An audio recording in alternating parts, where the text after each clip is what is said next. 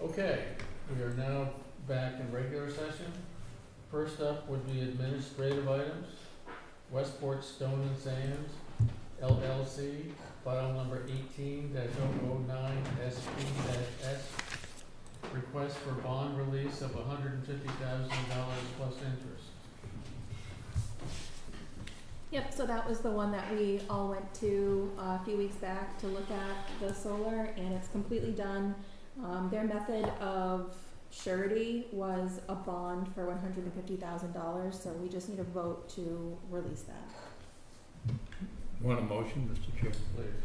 I move that we release the bond of $150,000 for Westport Stone and Sand LLC.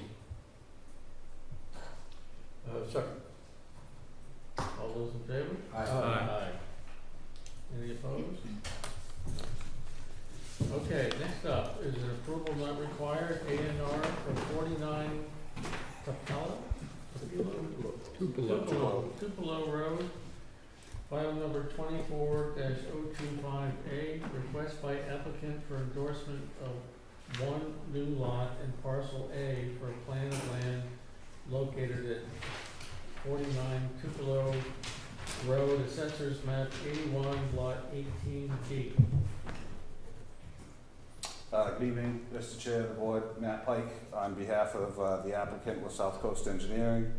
So the purpose of this plan is to divide Assessors Plat 61, Lot 18B into one new lot and a parcel A as shown on the plan. So this property is located on Tupelo Road in the Forest Park subdivision. The land's owned by Bonnie L. Bauer, trustee of the Mark L. Hosley Family Trust, and has a street address of 49 Tupelo Road. The lot contains 336,816 square feet, and then the parcel A is 818.57 square feet. So the purpose of this is parcel A will be conveyed to Assessors Plat 61 Lot 18A, which is 43 Tupelo Road, and that's to address an existing encroachment. So there's an existing encroachment that consists of a small area of the driveway, a stone wall, and a section of lawn and gardens.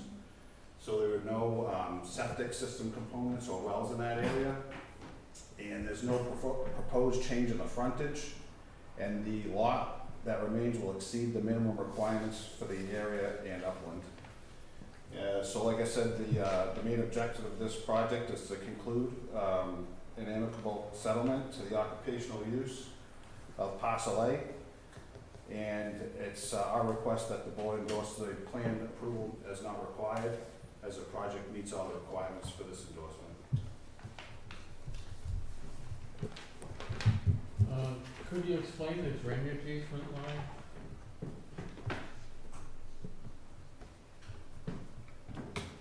It's the dotted line. Sure. Excuse me, I'm not 100% familiar with the plan, but so here's the drainage easement line there. Now, what's the purpose of it? I couldn't tell you. And is it just on the dotted line, or is it mean that the stuff to the left is all drainage easement, or the stuff to the right? I would assume everything to the left is in the drainage easement, but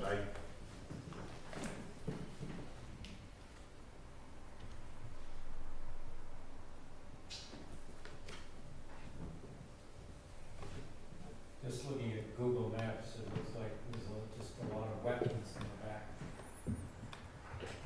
And I guess regardless of that, there's really no change in any of the land use, or there's not going to be change to any impervious, pervious. It's just going to be the transfer of the 818 square feet plus or minus. It looks like a de minimis change. Plans? Yep, so I would recommend that this is endorsed only because both lots have adequate uplands and lot sizes.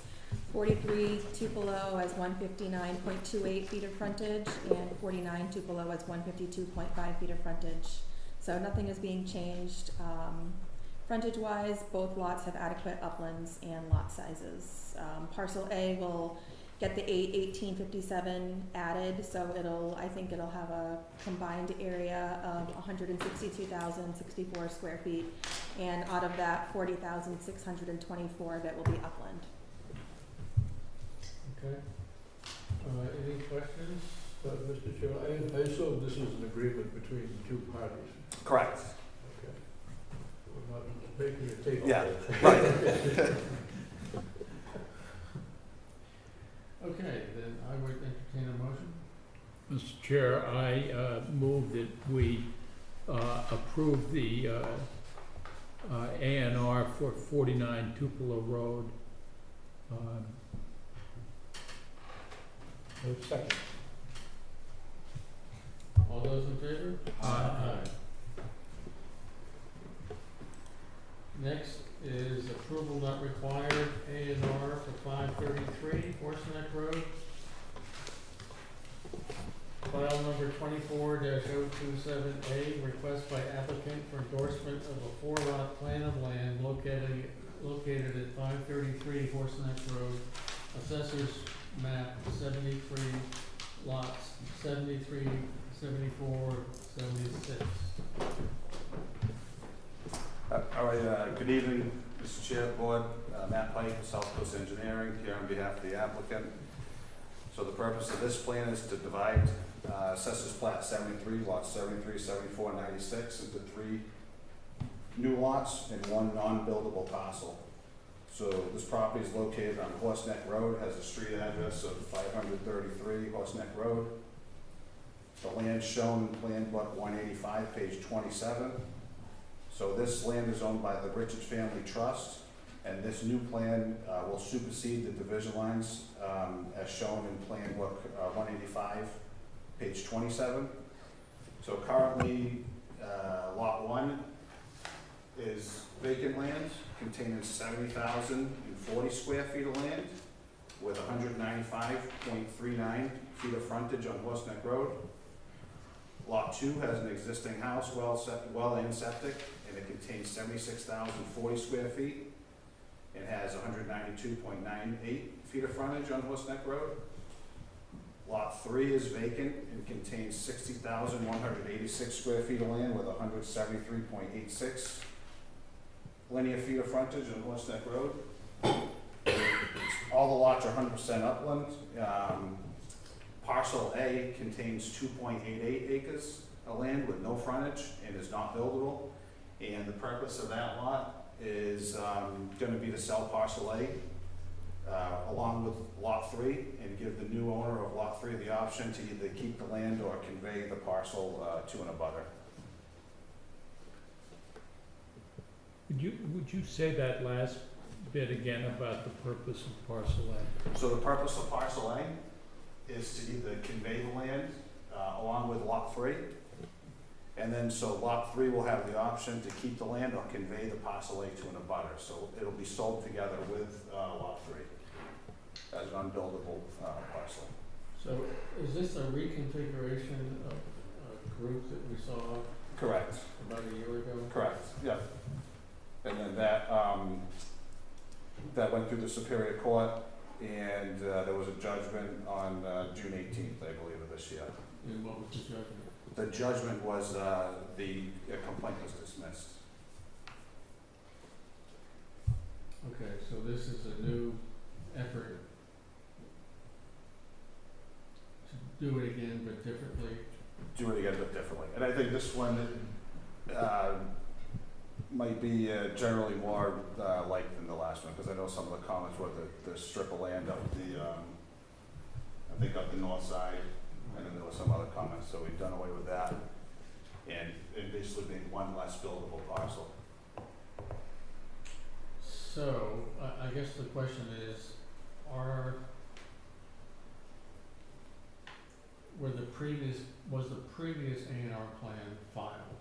Correct, yep, and that's in Plan Book 185, page 27. And so this plan, if approved, will supersede that one. And all the land is still in the same ownership? Correct. We're not cutting up any of Correct. anybody else's?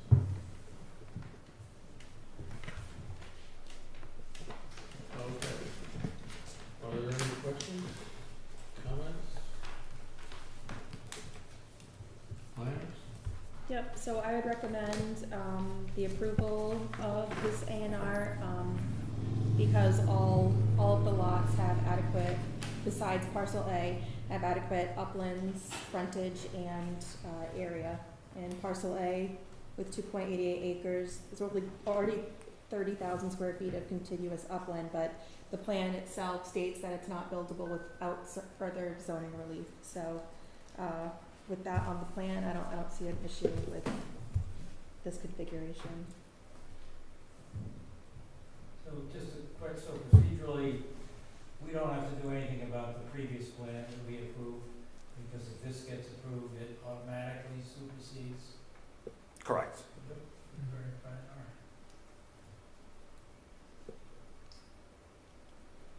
Seems like a weird way to do it.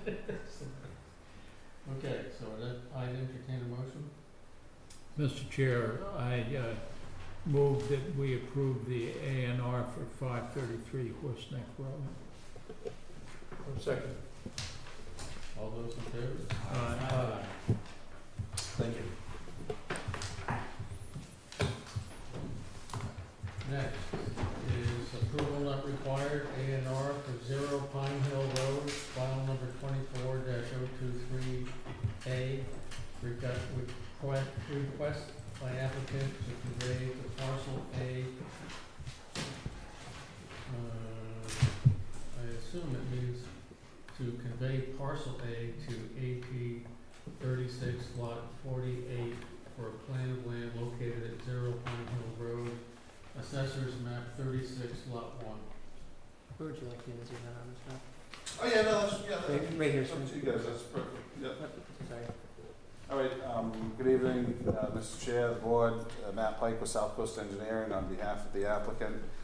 The purpose of this plan is to divide Assessors Plat 36 Lot 1 into one new lot in parcel A as shown on the plan. This property is located on Pine Hill Road, shown as Lot 1 in Plan Book 134, page 52.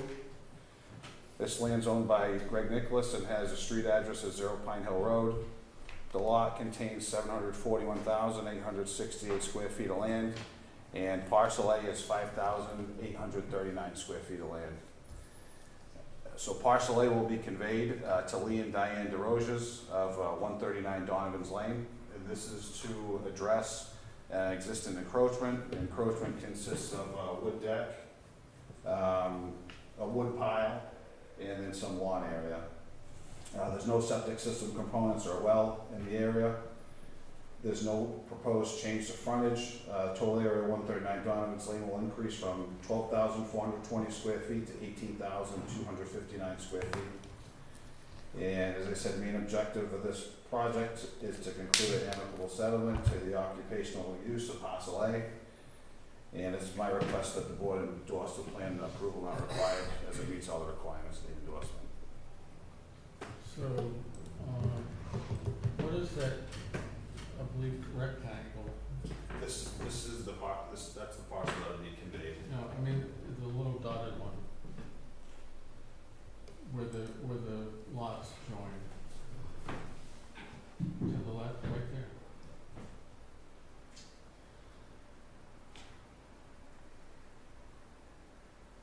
It could be a fenced area, I don't think it's any,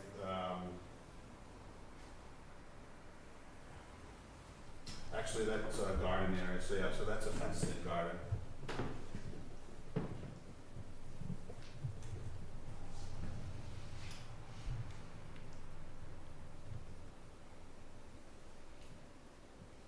Okay. And the distance from the top point to the property line up, is there sufficient space there?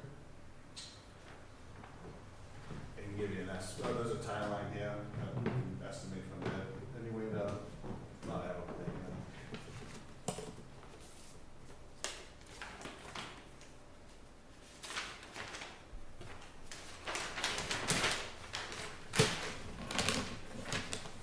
So the tie line itself on that back lot is 480 feet plus or minus. And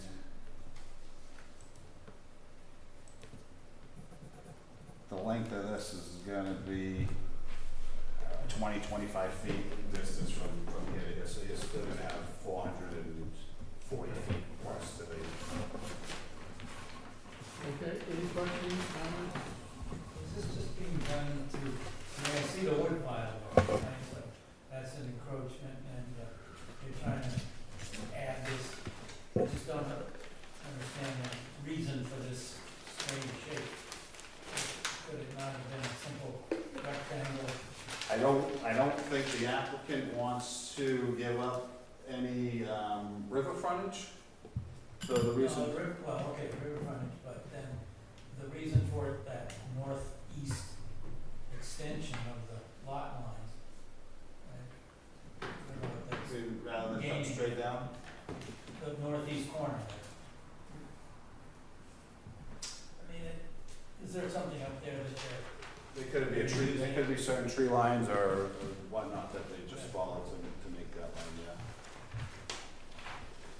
guess it doesn't matter, I'm just curious as to how that configuration is arrived at, but you don't know.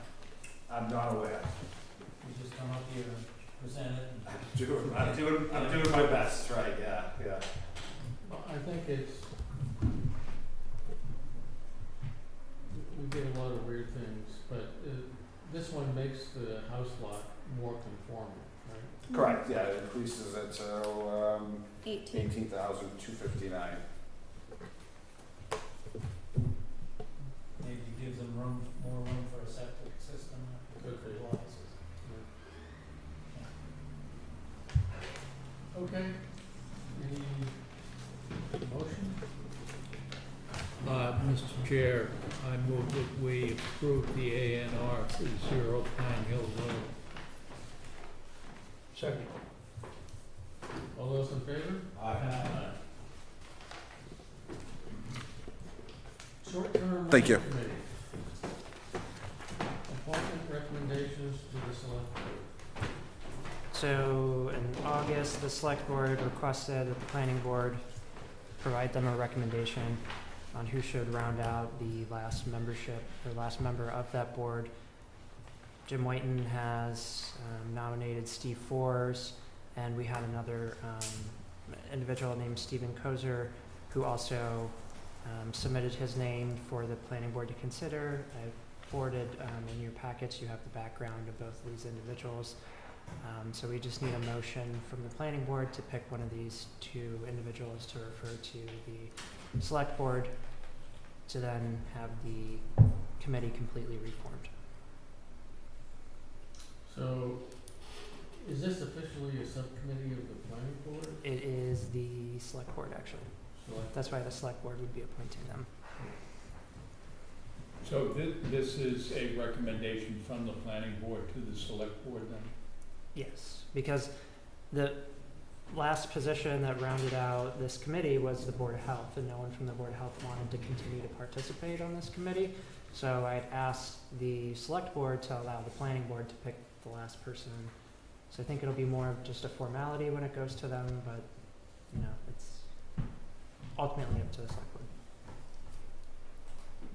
So, should we ask the opinion of the other two members, or the former chair of the last one, Roger Menard, which one? I forwarded their names to Roger Menard. I haven't heard anything. Okay. So, just to reiterate, Steve Foers will not be town moderator in 2024. At the beginning of He's not gonna run it. So at the beginning of 2025, Steve Forrest will no longer be town. that's what I meant. But if we have a special town meeting, it is a item for consideration from this committee about short-term rentals, Steve Foers will have to recuse himself. Yeah, and he would have to recuse himself, although I would recommend against trying to rush short-term rental bylaws in between now and town Good meetings. advice. But yes, and hypothetically, yes, that's what would have to happen. Okay. So what is? I think, the board? I always value the advice of our chair on this, and ultimately, we've spent a lot of time on short-term rentals, and came a cropper at town meeting, and I think if anyone knows their way around town meeting, it would be Stephen Ford. So if we can utilize his wisdom and advice on that, I think it would be really useful. So I would move that we recommend to the select board Stephen Ford to be on that committee. I agree with the comments and second the nomination. Is there any more discussion? Okay, all those in favor? Aye. That's unanimous.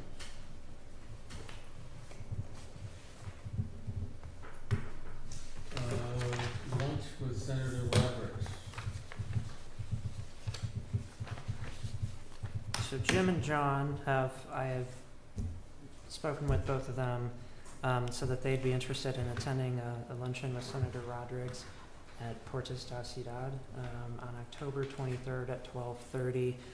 We can't have the whole board attend just because that would create a quorum, and then we can't warn a meeting for a You private. can't have three, because that would be a quorum. Right, right. And So we can only have 2 board members. And Manny, if he's there as a select person, creates. a Oh, you'll quorum. be attending as a select person? All right, so I guess we can only have one person Yeah, from the. so I think Jim should do that. Okay. All right. I hate to give up lunch. Free lunch. It's one of my 3 favorite meals. But Jim would be my. takeout. What do you get takeout for me? Yeah, get a dog, big doggy bag, Jim, when you go. Right. Okay, Southeastern Regional Planning and Economic Development District Annual Meeting is September 25th, 25th. 6 p.m. the Venus, Domino, East Swansea. We're all invited, if anybody wants to go. So I guess this is kind of I'm the you're going to go? Yeah. Okay, this is, I would say last call, because they need to get reservations in. And you're going? I'm going and Nadine is going. Anybody else? It's your opportunity to go with Venus to Milo. I'll be fishing for the benefit of the Westport River Watershed Alliance. You're one of those guys, huh? Okay. I'm not a fisherman, but the hell, I'll go throw a line in. Okay. All right, so it's just us. All right. Okay, next up is the 6:15 public hearing for 1429 Main Road, file number 022-CD. This is the request by the applicant to consider the special permit applications of Jocelyn Gamboni for property located at 0 Main Road between 1421 and 1435 Main Road, Assessors Map 84, Lot 21D, pursuant to Westport zoning bylaws, section 8.5, for a common driveway special permit servicing 2 lots. Good evening, Sean Leach, Northeast Engineers. Before I start tonight, I would like to recognize that I understand tonight is Ms. Messier's last public hearing in front of the town, and I just want to thank her for the fine work she's done in behalf of the town and the planning board, and it was a pleasure to work with her, although this short period of time, and we're probably going to be running into each other in another town, but I appreciate that, so I just want to recognize Amy for what she's done. So having said that, yeah. All right, okay, I don't like that. I know you don't like it. Thank you. This is going to be a very brief hearing because we do have a plan. This is 1429 Main Road. There's 2 lots at this location. One is serviced by another roadway. And we have comments. We have not addressed the comments, so we don't have a clean letter from the consultant at this point in time. We've looked at the comments from the town boards, committees, other things, and they're inconsequential. Some are very serious. But what we're looking for tonight, basically, is we have a serious timeline on this particular property for certain actions. And my understanding is we would be kicked out until October 29th. And we were hoping that we could get everything in before that, and hopefully to expedite this by working through the planner with the consultant to get a clean letter on this particular item. It's a very simple 2-lot, 1 driveway, and there's very simple comments on this particular thing. It's just that we're requesting, hopefully, that we can move this thing up a little bit.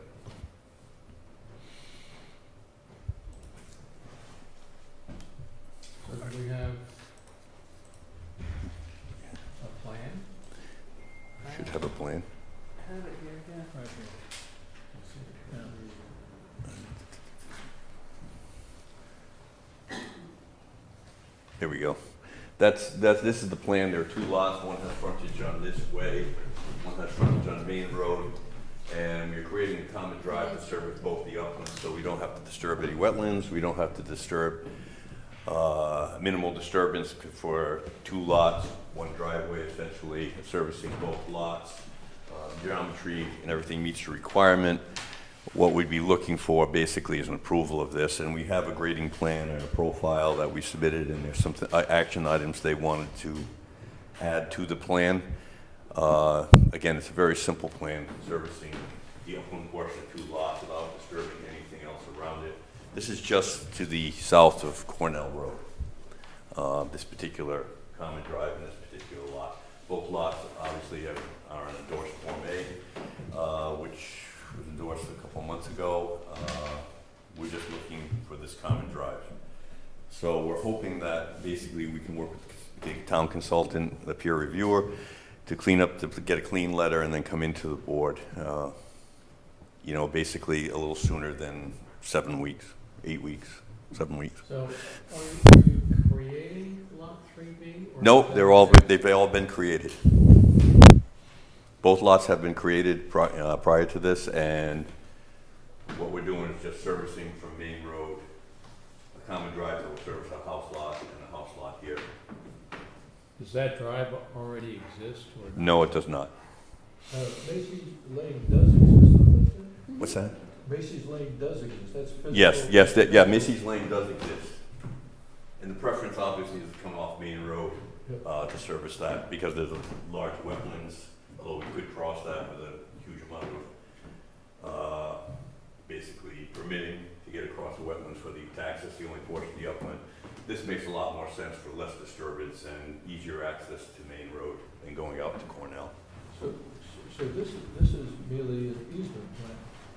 This is an easement plan, but under the requirements for a common drive, we're supposed to show that we can construct a plan that meets the secondary road requirements in the town, which you can, which we have, but there are a couple other items, cleanup items from the consultant that this would include. That's why you're here, not an 81X, in which you just buy an easement plan. Right, we could just do technically we could just come in and do an easement plan and not do this, and just use this as an easement and not, but realistically, practically, it's better to do a common drive so that the town is aware of what's going on and what's happening with this particular lot. This other plan I have says it's a 14-foot wide paved gravel way. That's correct. You want to pave it, or do you, Well, it's a pretty steep slope coming down through here, gravel. I mean, it's going to be 10%, which meets the requirement for a secondary road. But realistically, 10% in gravel, it would be a constant, maintenance problem. So we proposed and we put on the plan to pave it, and we're also going into the Board of Health. This lot has already been submitted with drainage scenarios for each lot to take care of the drainage, even though we're not required to do so for the common driveway.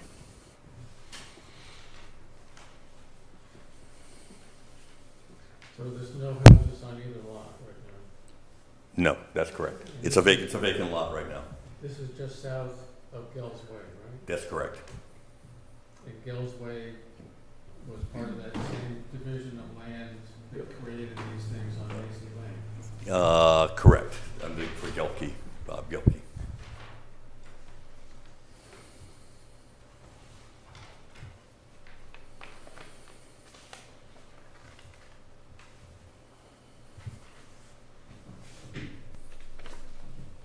So with lot 3A, that already exists? Yes, lot 3A and 3B already exist. Both lots already exist. So, any idea of how much square footage this road takes out of the, It takes about, if you consider the 25-foot easement as opposed to the 14-foot travel way, 14-foot travel way takes about a little over 13,000 square feet basically for the easement. However, this individual lot, we're still basing it above 60,000 for what would be left if it were considered encumbered by the way. It's about 76,000, I believe. I read the number, but. okay, comments, questions? Plans? I would just, I recommend the continuance since there's unanswered Right. Comments and that need to be added to the plan and be resolved. As far as getting on it earlier than October 29th, I'll leave that up to everyone else that will be here. What's the next would- meeting? September 24th, but that wouldn't give it, that probably wouldn't give enough time for him to revise the plan and get it to the peer reviewer for them to re-look at it and send comments back. I mean, that's only 2 weeks away. What has to be revised? What is the revision? Okay. There's a couple. There's actually a couple of comments, some of which I believe have already been addressed. They were just items, for instance, a registry block is not required on the profile. That was one of the comments. But regardless, things like, but most of them are, they want to see a distance between Gell's Way and the opening, and a distance between Gell's Way and the driveway that surfaces Bob Karen's lot over here. They want to see. We have a 5% slope, which is the natural slope coming off the road. It's recommended to be 3% or less. Basically, we can make it 3% very easily. We just didn't want to be doing a lot of filling and grading. The whole idea is to disturb as little as possible. 5% is more than adequate for a car to stop and be able to look both ways on the main road. But if they want 3%, we can make it 3%. It's not a huge deal. There are a couple other, they want to know the radius. I give them the inside and outside radius of the common way, and they want to know the center line to make sure it meets the requirements of the secondary road, which is a minimum of 80-foot radius for center line. Do you make this driveway from Main Road go uphill a bit? Yeah, so basically, you know, what the regulation for the secondary road says, they want 3% pitching away from whatever road, for starters, but not more than 3%. Currently, the existing grade is 5%, which is still pretty flat. So bringing in fill to make it, bringing in 6 inches of fill to make it 3% is not a big deal. We can certainly do that. It's, you know, that's So it's 5 degrees uphill? 5% uphill towards Main Road, right. From Main Road? It's downhill from Main Going Road to downhill. yeah, going down. Isn't that gonna put stormwater from Main Road down this driveway? It will push some, not a lot. It's a fairly flat section of Main Road right here, so it won't be a tremendous amount. There's actually a berm actually on each side. And most of it actually goes down Gell's Way, it's taken by Gell's Way, so the drainage that comes down this way is a little short section of roadway.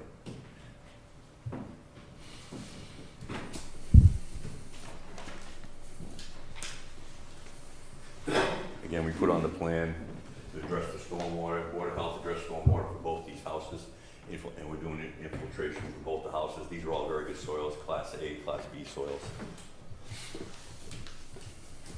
Okay, this is a public hearing, and it's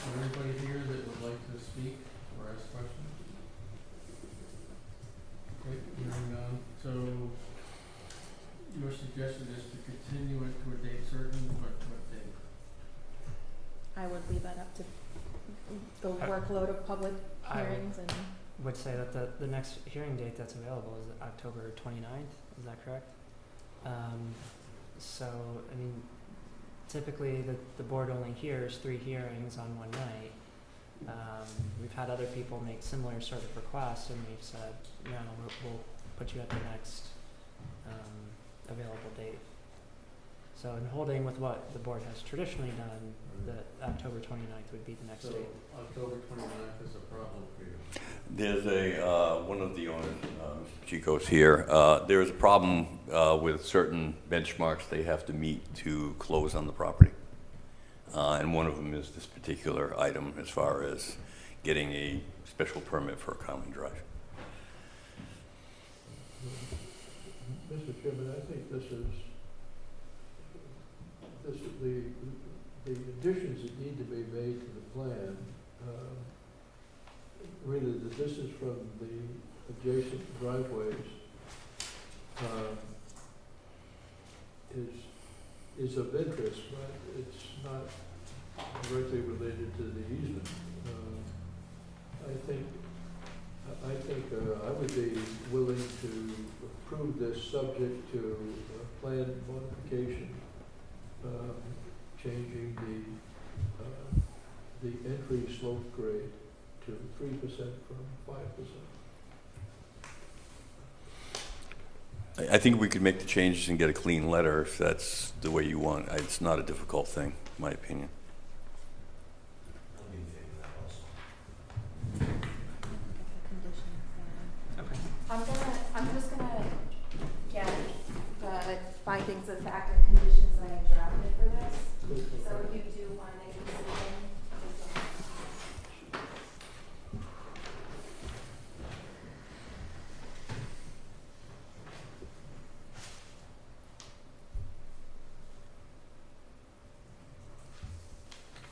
But for our common ground requirements, this wouldn't even be before us.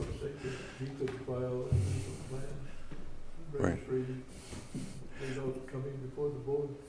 One of the things about the common drive bylaw is that it has to meet the geometric requirements of the secondary road, which is the 80-foot minimum radius, 10% slope, those type. And most of what is being asked for is outside of that. But rather than quibble and argue over things that can be done very easily, I'd rather just, make everybody satisfied so we get a clean letter and we walk away. So this would bind the front lot and the back lot to use this common driveway and that? That's correct. These two lots would use this common driveway. There'd be a driveway that peels off serving this house, and of course the driveway would be a house here. What it allows us to pull everything away from the wetlands and make it a little easier just to get to and from places. I hope this goes easier than Gill's Way. Gill's Way took us 10 years. The beauty of this is both lots are well oversized and more adequately shaped.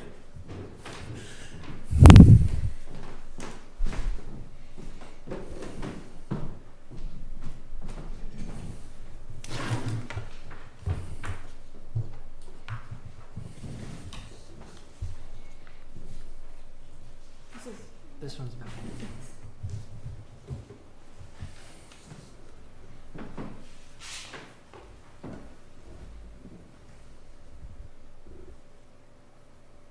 just waiting for it to open. Waiting for, yeah.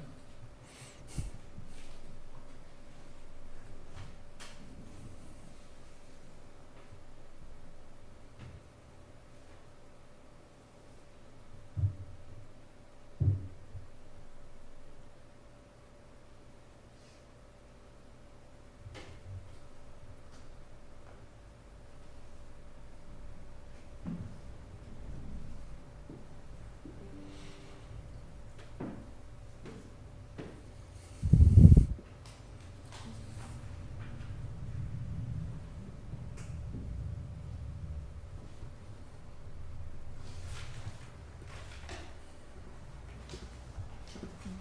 Do we possibly want to skip over this for a second and come back to it? computer's taking a little while. Naturally. Of course, when everybody's waiting. So if you don't mind stepping aside and we'll come back. Nope, not at all. So we're suspending the public hearing, and we will come back to it. Next is the 6:30 public hearing for SWED Division Road, file number 24-023 SP, 0 Division Road, solar, map 48, lot 12. Close out and release the consultant review fees of $5,500 plus interest. The applicant is requesting to withdraw without prejudice.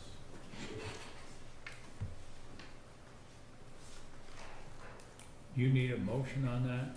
I need a motion right here,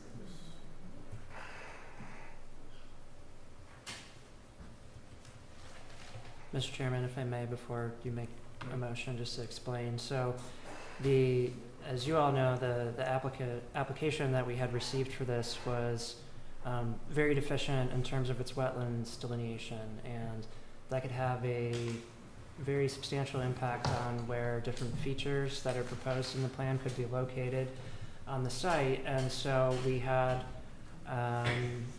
well, the wetlands delineation is basically mirrored what was on MassGIS, which is, you know, it's a somewhat of an indication of where things are, but it's not a one-to-one match, and it's certainly no substitute for an actual wetlands flagging. So our conservation agent went out on site and helped to, you know, give some recommendations on where the wetlands needs to be delineated, and he found that it would be a pretty substantial change from what was represented on the plans that were submitted before the board.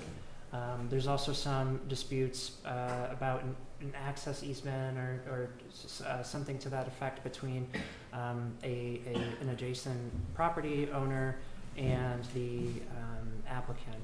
And so for those two reasons, I urge the applicant to withdraw this application, just because there's quite a bit of work that they still need to do. I didn't really find that this application was complete. So therefore, they've submitted this withdrawal request to withdraw without prejudice. They are intending on coming back to the board and resubmitting at a later date. I don't have any indication of when that may be, but that is their intention. Okay, just to be clear, I received, I think you did too, a letter from the abutter that was, the party which he would need easements from, a long letter from his attorney detailing what the easement that was granted when he bought the land detailed, and tried to make it plain that the easement on this guy's plan oversteps that easement. So does the motion need to include release of the consultant fees? Just as probably to make the order of this proper, you should make a motion to withdraw without prejudice. That way the application is no longer in standing, and then you make a motion to So two motions. to have the consultant review Okay. fees released. You want a motion, Mr. Please. Chair? I move to grant the applicant's request to permit the withdrawal without prejudice for the Division Road Solar PV Development, Westport, Mass. 02790, large-scale solar application for a special permit and the low-impact development site plan. Second? All those in favor? Aye. Second motion, I move to allow the release of the consultant review fees of $5,500 plus interest for the same project. Second? All those in favor? Aye. Thank you.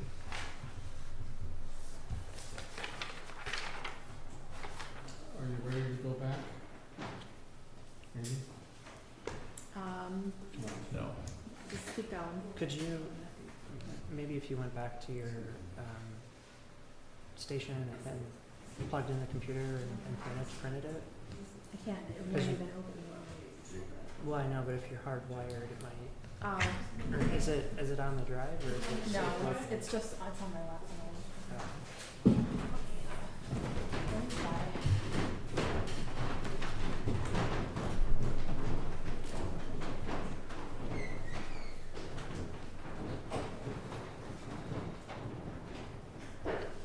We can Okay, so we'll go continue. forward.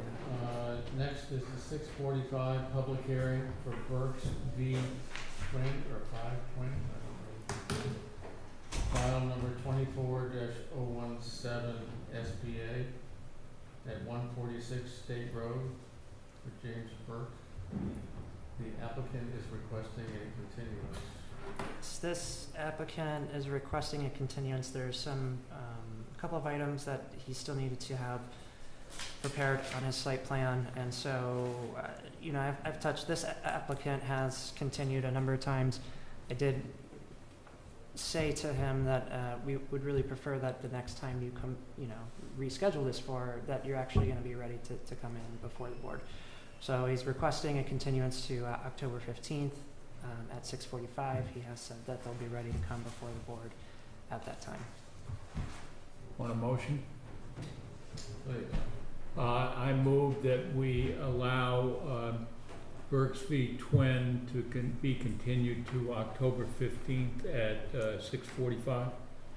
Second? All those in favor? Aye. Assistant planners not here, so planners report. Okay, I've got some updates on this is a quick update on the National Coastal Resilience Fund application that we submitted as a joint application with Dartmouth and Little Compton. We'll be doing a virtual site visit with the National Fish and Wildlife Foundation next week on Thursday, so hopefully that goes well and this continues on moving forward through the review process. An update on our online permitting integration. So the company that we contracted with, Full Circle Technologies, is migrating the assessor's CAMA data over to their own platform, and then once they get that data together, that'll make the basis for local parcel data that we'll be able to, you know, just enter an address and it'll pull up all that information in the permitting system. And so after that is all assembled, then we can actually start building this for each department. And so probably take a couple more months for them to get all that data assembled, but then we'll start with the building department. Do you have what you need? Okay, yeah. Do you want to just put the Okay, planner's let's report on switch pause? back to the- Okay. To the public hearing for Jocelyn Gamboni. Gamboni?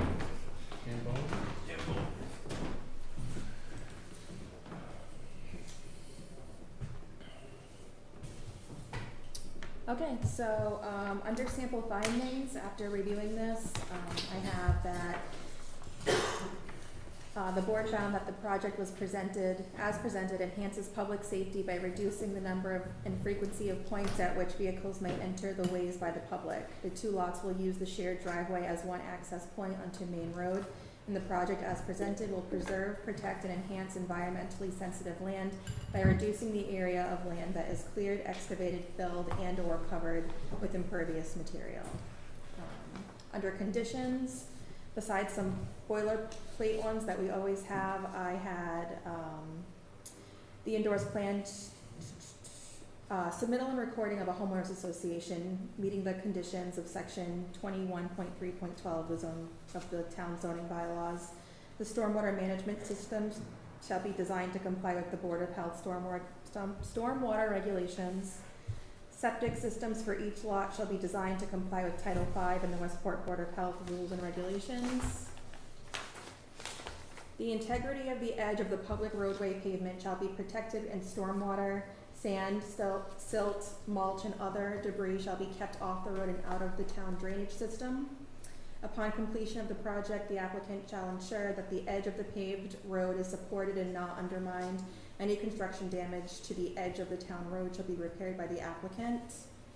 Compliance with emergency 911 requirement shall be maintained by the lot served by the common driveway. Permanent signs indicating the street number address assigned to each lot served by the common driveway shall be installed within 10 feet of the intersection of the common driveway with the street, as well as within 10 feet of the intersection of the individual lot driveway with the common driveway. Numbered signs shall be placed in a manner so that they shall not be blocked during heavy snowpack. And the applicant shall provide evidence to the planning board that the owners of the properties to be served by the common driveway have a deeded right to the common portions of the common driveway.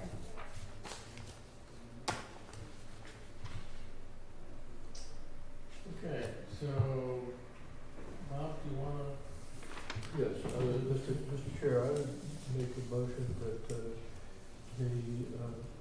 special permit for the common driveway be granted with a revision to the plan that will be filed with the planning department.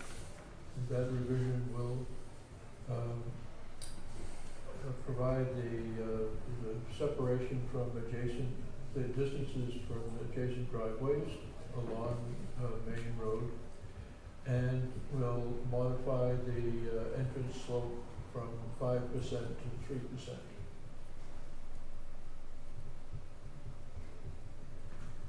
second.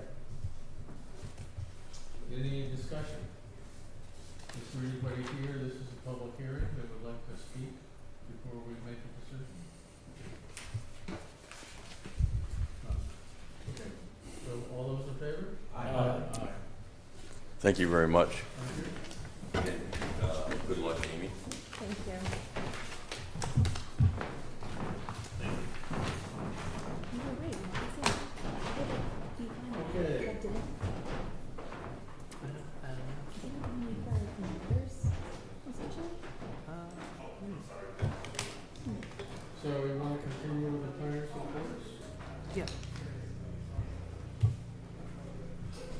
So the governor recently signed the 2024 Homes Act, which amongst other things included some changes to how accessory dwelling units are regulated, and so that's going to have an impact on our accessory apartment bylaw.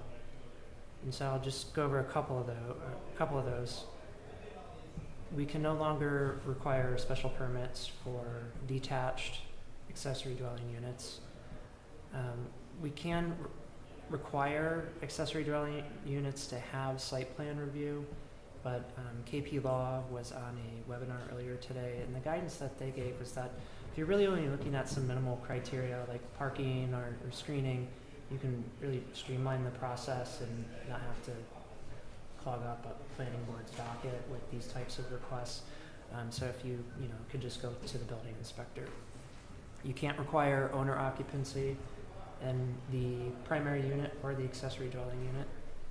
You can't require more than one parking space, and if you're a half mile from a bus station, no additional parking is required.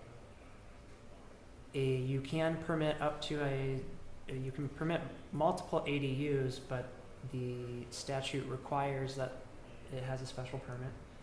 And currently in our bylaw, you can't have a second accessory apartment, which I think is fine as something. Multiple ADUs on a single lot? You could, yes, but the statute, so I think, and I'll have to run this by KP Law just to make sure my understanding is correct, but towns can restrict whether or not you can have a second ADU.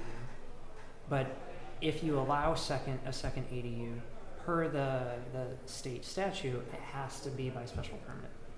You don't have a local option to have it by right.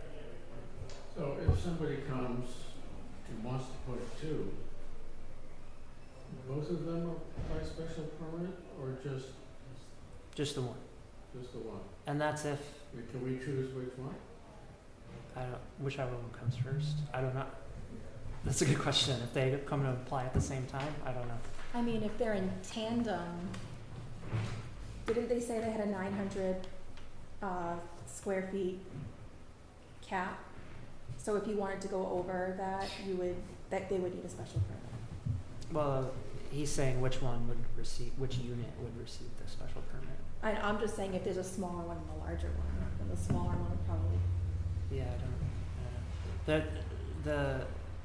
guidance on this webinar we were on this afternoon, they said that the way the legislation was written was left a little bit to be desired when it comes to actually incorporating it into a zoning code. So I think, as this gets rolled out, there are going to be some court cases that'll help really hammer out the details of what is enabled and not by the legislation. And lastly, we'll just want to make sure that the state and local definitions, so our bylaw definition aligns with what the state's definition is, so there's not, these competing definitions. So you will lead us down this path as we get closer to town meeting? Yeah, so I want to pull together an amended bylaw for the planning board. And I would like the amended bylaw for the planning board to not, I think I would prefer for this year, to just kind of take what we had in the accessory apartment bylaw and just kind of pull that over in spirit and not add any additional regulations or take things away, just in the interest of making sure that the bylaw is passed at town meeting and then we have something that's compliant with the state regulatory standards. So I'll do that. I'll bring it to the planning board. We'll probably just put it in a planner's report section in a future meeting. Then I'll give it to KP Law to vet it, and then we'll have a public hearing. Okay. And we'll get it placed for 25 town meeting. All right, our update on the Watuppa Connector Shared Use Trail. So I circulated with all of you who I would like to recommend, and they were also our only applicant for this, which is PAR Engineers. But them being the only applicant, they have a really proven track record across the region in doing these kinds of projects. So I have full confidence that they'd be able to help the town out with developing this shared use trail. It's a pretty small segment of trail, small but somewhat kind of challenging given the location. It's right there on the banks of the Watuppa, which are scouring, and so we may actually need to consider some alternative routes to be on the other side of the rail right-of-way. But that's something that we'll figure out a little bit later down the line. But having said, I would like permission from the board to contract with PAR Engineering. They came in about $6,000 under budget, which was nice to have a little bit of leeway there. So I would like a motion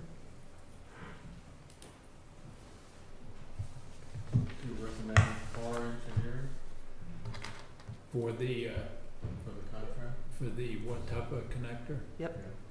Mr. Chair, I move that we hire PAR Engineering for the Watuppa Connector Mass Trails grant.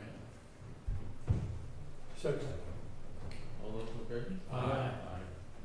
Excuse me, was that? Okay. And lastly,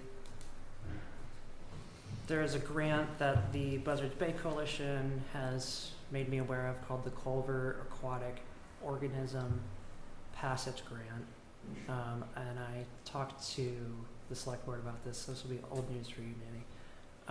But they identified this grant to help move forward the culvert redesigns at Cornell Roads crossing with Angeline Brook, Drift Road, at Snell Creek and Lyons Brook. So the hope is here because previous iterations of previous rounds of this grant funding came vastly under what was available, and so the hope is here that we can actually move these projects even further than a full design phase, but into the construction phase.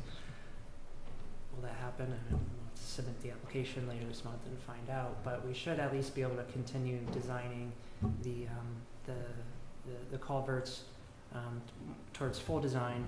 And I guess from what I've heard from Buzzards Bay Coalition, they were highly encouraged to apply for this grant. So just an update on that project. So how what is a culvert aquatic organism passage versus a culvert? I mean, is this a special culvert? Yeah. Yeah, so Lets critters go through it. What? It lets critters. essentially, yeah. It's going to be more of a right-sized culvert too. So it's not just going to be looking at, what are the rain conditions we're experiencing today. With climate change, storms will get more severe, and so they're going to make sure that, in the design process, we're able to accommodate storms within the life cycle of the infrastructure as opposed to what is occurring now. And as Bob said, it'll allow fish to go through. These are locations of cold water brook trout, and it is the highest concentration of cold water brook trout in southern Massachusetts. So allowing the trout to get through these culverts will enable them to get up to spawning grounds and make sure that the population is still around for future generations. And generally, these culverts are not round. They're That- box. They're They're open, open they're bottom. open bottoms, so it's a natural, Yep. natural bottom, which helps, because when you have it like that, the water really races through Yeah. there. Fish have a hard time. I don't think they have to be that way. For rivers and streams that. If you have a perennial stream, they have to accommodate the environment. The other thing, Michael, what you talked about too on the Cocky's Pond, as we look forward to trying to get as many of these grants, if we get partnerships with Buzzards Bay, like I said, that's a herring run. And we have some activity going up that way with some public water supplies. So if we could tie something into something like that. Absolutely, because they're probably just a couple of weeks away from testing out the new well source for good. And then they're gonna be after the select board to be able to put a pipe down River Road. And there's another pipe down River Road, a foot away. And do we have the ability to try to get these two What is things? Yeah, and then the one said that they would be willing to directional drill underneath the herring run, so it's way underneath, so that it isn't gonna be disturbed by getting a grant to put a new culvert there, cause right now, it would be impossible. And I think that's kind of like, we have some major issues with that culvert already, so, and it's what they call the herring runs, so. Mhm. It could solve a lot of problems for Cocky's Pond. Yeah, I'll have to reach out to them and see what they think. I don't really have an environmental planning background, so their partnership, Buzzards Bay and the Watershed Alliance has been incredibly helpful with these different Like I projects. said with Sean, I don't know if he's still on, is Sean still a fish commissioner? But he has some knowledge of that stuff. I know when he was on the fish commission, he had some for those fish ladders, and so he said there was monies out there for like fishing licenses and stuff like that. Yeah, Michael, thanks for that report. Speaking of grants and the coalition, we had talked about the MVP grant of $20,000 for public education on the buyout program of East Beach lots and turning it back because we didn't think that was useful. And you had said rather than turn it back, perhaps EEA would reprogram that money. I had thought, well, if they reprogram it, okay, but if they don't reprogram it, we should still turn the money back to draw attention to the fact that EEA really needs to help us buy out the lots they are for sale. Mhm. What have you heard from them? I haven't heard anything back from Courtney Roca yet about repurposing that grant. I think probably part of it is her waiting to hear back from coastal zone management about whether or not the town's grant application is gonna get funded. Cause what John's referring to is that we applied for the coastal zone management grant, and so my thought was, before we turn those funds away, let's see if we can use those funds as like a source of match for the CZM grant, and maybe, you know, supplant some of what we were originally going to have for public engagement when we applied for that grant. So I haven't heard anything back yet, but yeah. So how was your conversation with Courtney? It was just an email. So she said she'll look into it, and she was like, I'm on vacation the next 2 weeks, so yeah. So, when does no communication turn into a no?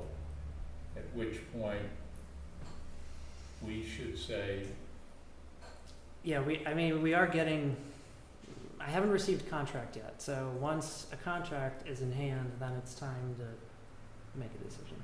okay. Yeah. Thank you. Okay. Is there an assistance report or There is not, no. Okay. Correspondence? We did, included in your packets is a notice of appeal of the Marcotte subdivision. So we've contacted KP Law to also talk about that one. I think since it's, you know, pending litigation, I don't think we should have too much discussion about this in an open session, but similar to the executive session we had earlier today, we've also requested that from KP. Okay. Minutes of August 13th? So there are 2 minutes, Mr. Chair. At the last meeting, I moved to approve the July 23rd minutes, and nobody seconded it. I'm very appreciative of being left out at the end of a limb like that. So we have to address the July 23rd minutes again. I'm going to try again to, I can't remember why that was. There was some problem with the minutes, I think. So we have 2 minutes that we have to approve tonight. One is July 23rd. Was it an issue? I know It was an open meeting law violation. Yeah. Because the documents weren't listed, Yeah. of, So I think that's been corrected, so I would move to begin with, that, the July 23rd minutes as revised, be, approved, and I'm hoping maybe this time, someone will second it. Second. Oh, wow, look at oh, we that. did? Oh, okay. All those in favor? Aye. And, I have looked at the minutes of the last meeting on August 13th and find them accurate and complete, and I move approval of the August 13th minutes. Second. All those in favor? Aye.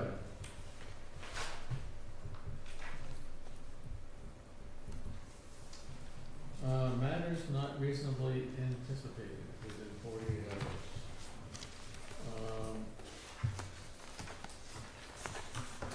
We have a resignation letter from Amy Messier. Do we have to accept it? No. No.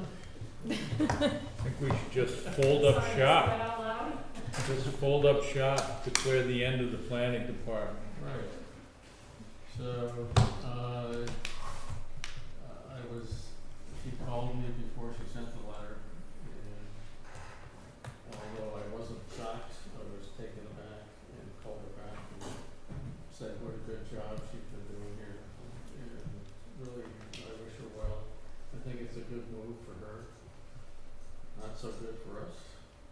But I think we need to ask the select board at the next select board meeting if we can advertise for a replacement. Mm-hmm. And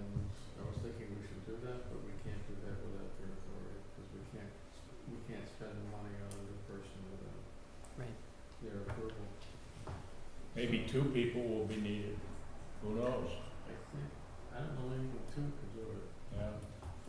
but anyways, I wanted to, Sean Leach kind of jumped the gun here, but I wanted to say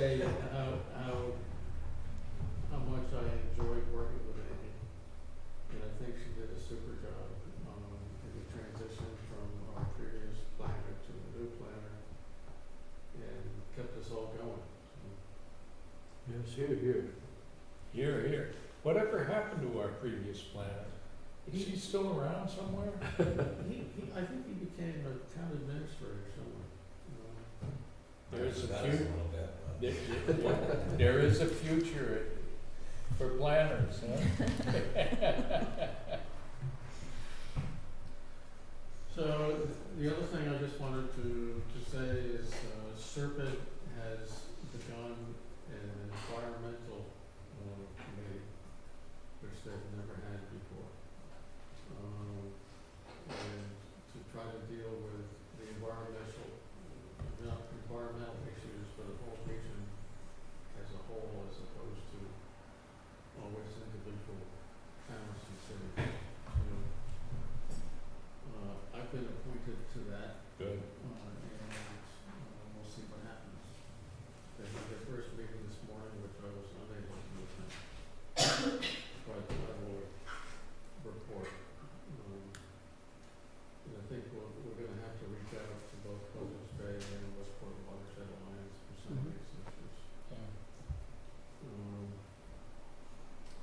And I think one of them may be trying to look at water and sewer as regional issues instead of individual issues. Especially with PFAS coming along. And, what did I hear somewhere, some town is going to start, addressing the issues of PFAS in private wells. Where did I see that? I sent you an email that, Tetra Tech, Right. was won a contract for all the 15 towns of the Cape to, assemble private well data as well as the public well data on PFAS concentrations. I think it's a sampling program, but it would include private wells. And we know, and we infer now, because we have public wells along Route 6, that some of them have PFAS contamination, and because we don't test private wells, we don't know, but it's logical to think if the well next door has it, you probably have high PFAS contamination concentrations as well. They're everywhere in the environment. Well, one of the things, like the Route 6 project, Mass DOT did, to run that sample. So when they're testing for this PFAS in the wells, and some of the things that are misleading some of the residents are is they're testing in the well that has a filter system results. So when they find contamination in a groundwater well, and like the report, I did review the report from Route 6,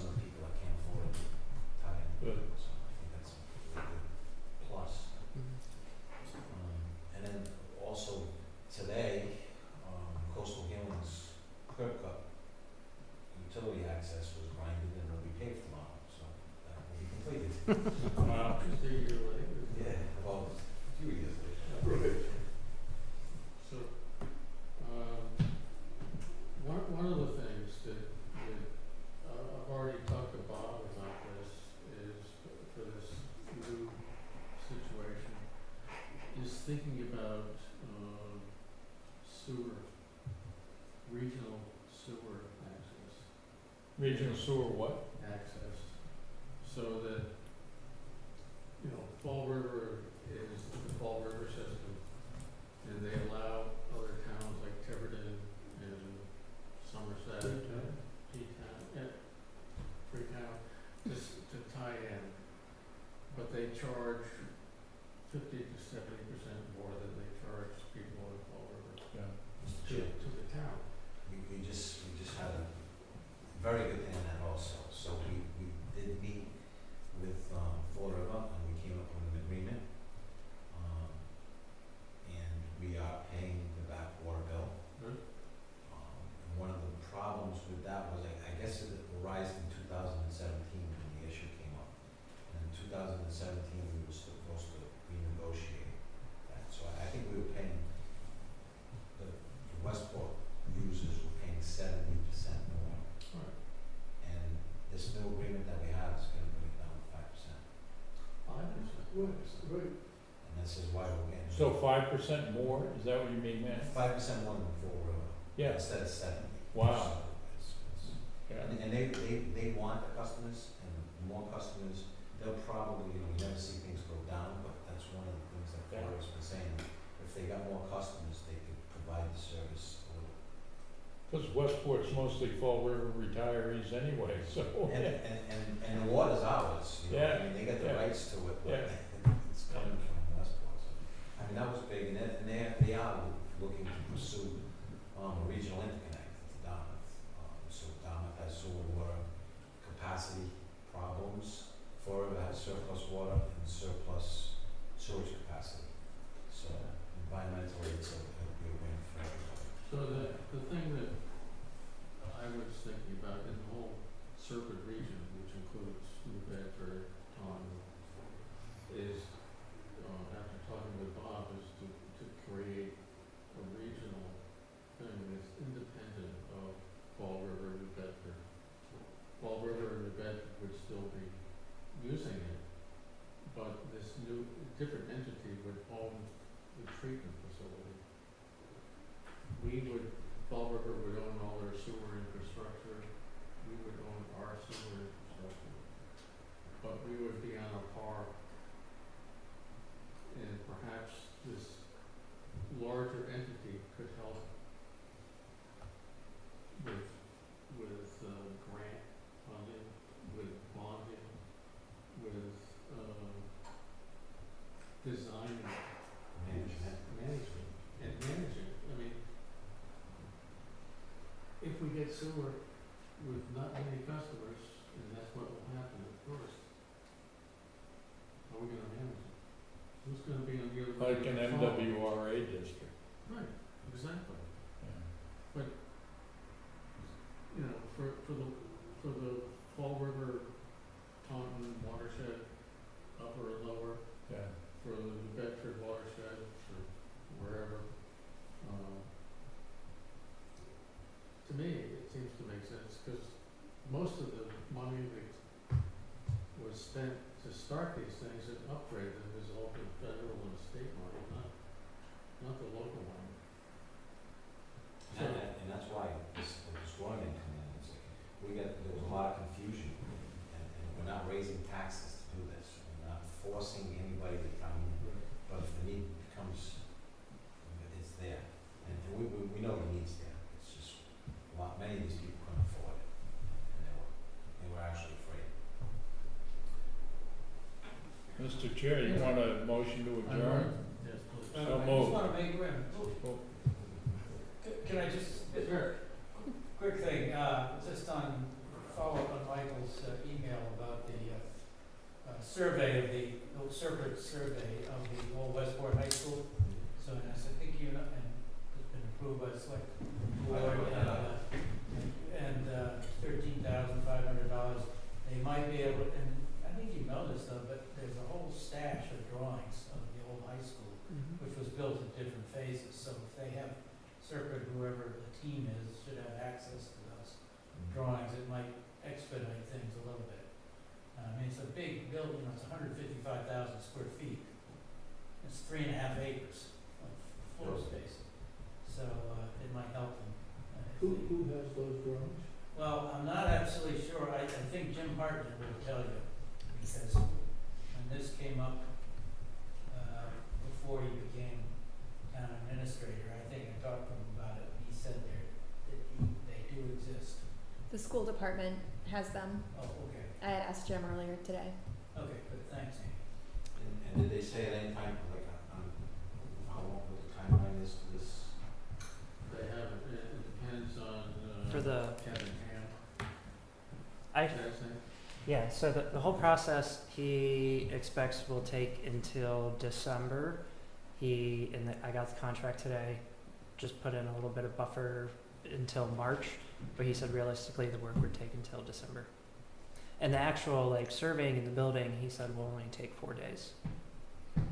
Yeah, because we did, put out the RFP, and that was one of the documents that was gonna be available to, bid on. Yeah, I think if anybody's looked at, if anybody clicked on the link for some of the example, it's pretty incredible what they Yeah. do. So, and it's all digitized, so that, you know, if you have people interested in various things, you can send them a digital, or a link to a digital copy, as opposed to trying to find the right blueprint plans that are rolled up in somebody's office somewhere. So, Yep, we should be Okay. contracted by the end of the week on that.